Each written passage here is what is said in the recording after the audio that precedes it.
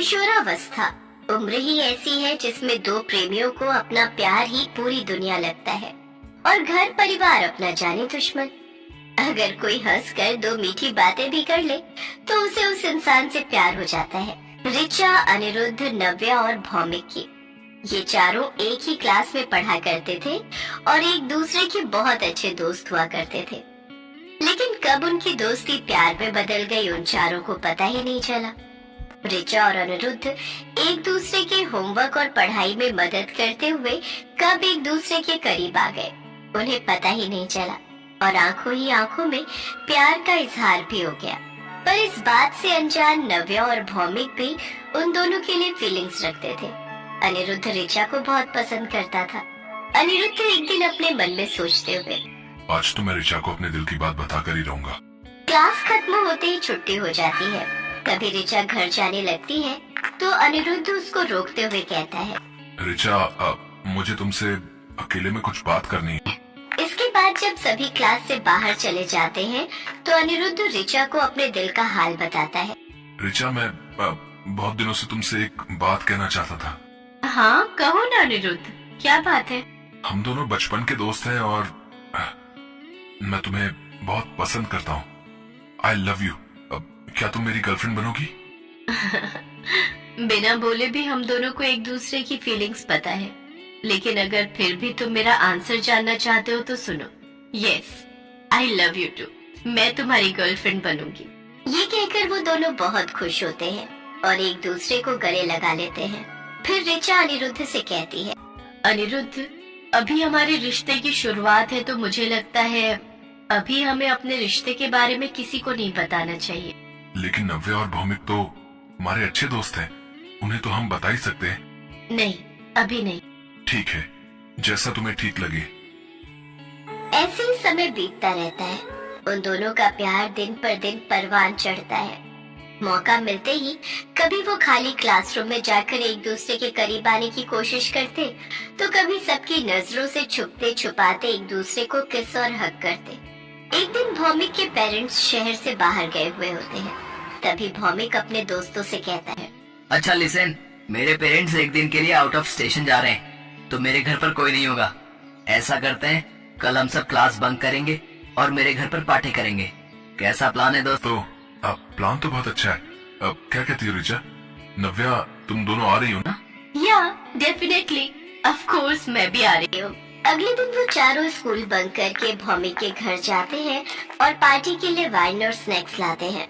भौमिक अपने मन में सोचता है, आज तो मैं ऋचा को प्रपोज करके रहूंगा। उधर नव्या भी वाइन पीते पीते अनिरुद्ध को ही निहारे जा रही थी। आज तो मैं अनिरुद्ध से अपने प्यार का इजहार करके ही रहूंगी। वो सभी म्यूजिक चलाकर और हाथों में वाइन का गिलास लेकर पार्टी एंजॉय कर ही रहे होते हैं कि तभी अनिरुद्ध ऋचा को इशारा करके अकेले में मिलने के लिए कहता है। ऋचा जानबूझकर अपने कपड़ों पर वाइन गिराते हुए कहती है, ओह नो, मेरी ड्रेस, मैं अभी इसे साफ करके आती हूँ। हाँ रुको, मैं भी तुम्हारी हेल्प के लिए आता हूँ। फिर वो दोनों दूसरे रूम में जाकर एक दूसरे से अकेले में मिलते हैं और एक दूसरे को किस और हक करने लगते हैं और धीरे धीरे अपनी सारी हदें भूल जाते हैं। काफी देर होने पर भी जब वो दोनों नहीं आते तो भौमिक कहता है, यार ये दोनों कहाँ रह गए? अभी तक आए नहीं। चलो चलकर देखते हैं। नव्या और भौमिक उनको देखने के लिए जाते हैं।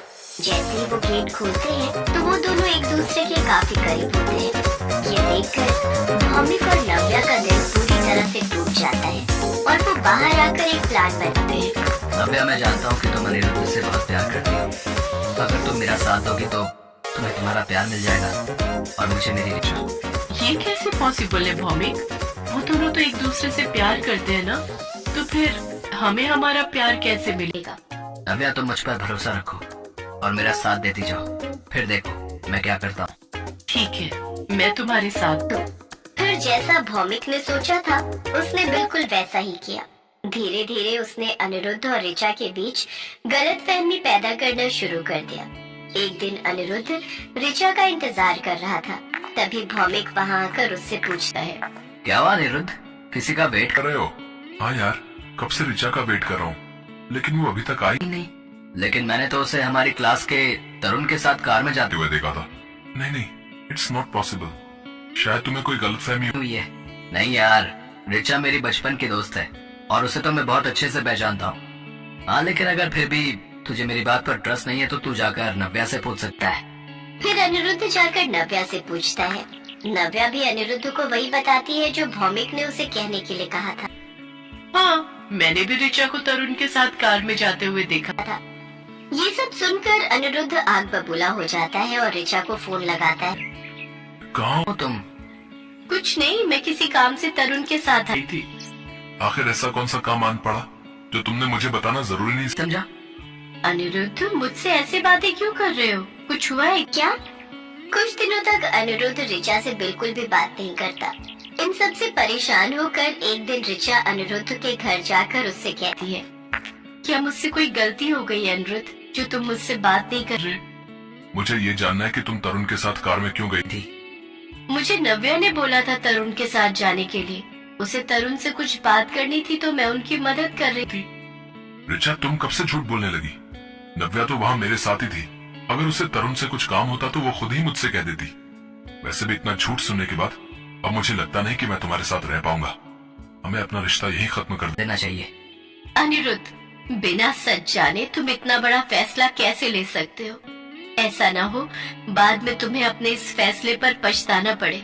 और अगर किसी रिश्ते में प्यार और ट्रस्ट ही ना हो तो वो रिश्ता ज्यादा नहीं चल सकता। और हमारे रिश्ते में भी प्यार और ट्रस्ट खत्म हो चुका है। ये कहकर रिचा वहाँ से चली जाती है। रिचा और अनिरुद्ध एक दूसरे से बिल्कुल भी बात नहीं कर रहे थे। जैसा भौमिक और नव्या ने सोचा था वैसा ही हो गया था। पर इन सब के बावजूद भी वो दोनों खुश नहीं थे। उन्हें इस बात का एहसास ही नहीं था कि रिचा और अनिरुद्ध को अलग करने के चक्कर में वो दोनों एक दूसरे के करीब आ गए थे। फिर भौमिक नव्या से कहता है, नव्या, मुझे लगता है हमने अनिरुद्ध और रिचा को अलग करके बहुत बड़ी गलती की है। हम दोनों को तो अपने प्यार का एहसास हो गया, लेकिन वो दोनों अलग हो गए। तुम बिल्कुल ठीक कह रहे हो भौमिक। अब हमें अपनी गलती सुधारनी होगी। अगले दिन भौमिक और नव्या जाकर अनिरुद्ध और रिचा को सारी सच्चाई बता देते हैं कि किस तरह उन्होंने अपने अट्रैक्शन को अपना प्यार समझ लिया और उस प्यार को पाने के लिए उन दोनों के बीच में गलतफहमी पैदा कर दी। पहले तो अनिरुद्ध और रिचा दोनों पर बहुत गुस्सा करते हैं। तुम दोनों के बचपने के चक्कर में हम दोनों पर कितना कुछ गुजरा है, इस बात का तुमको एहसास भी नहीं होगा। पर तुमसे भी क्या कहूँ, जब मैं खुद ही अपने प्यार को नहीं समझ पाया। मेरा प्यार इतना कमजोर था कि वो हवा के छोटे से झोंके की वजह से बिखर गया। यार, इसमें तेरी कोई गलती नहीं है, सब गलती हमारी है यार। हमें माफ कर दे भाई। प्लीज यार, अब तुम दोनों जाओ यहाँ से। नहीं, हम दोनों कहीं नहीं जाएंगे। हमने गलती की है तो उसे सुधारेंगे भी हम ही। तुम दोनों भी जानते हो कि तुम दोनों एक दूसरे से कितना प्यार करते हो। इतने दिन से अलग हो लेकिन फिर भी एक दूसरे की कितनी परवाह करते हो। कोई तुम दोनों के खिलाफ कुछ गलत कह दे तो उसे तुम सुना देते हो। तो अपने प्यार को एक और मौका दे दो। बहुत सोचने के बाद उन दोनों को एहसास होता है कि प्यार तो इंसान से कुछ भी करवा सकता है। इसलिए वो उन दोनों को माफ कर देते हैं। साथ ही साथ एक दूसरे से भी माफी मांग लेते हैं। नव्या और भौमिक भी अपने प्यार का इजहार एक दूसरे से कर देते हैं और इस तरह उन चारों की लव स्टोरी पूरी हो जाती है।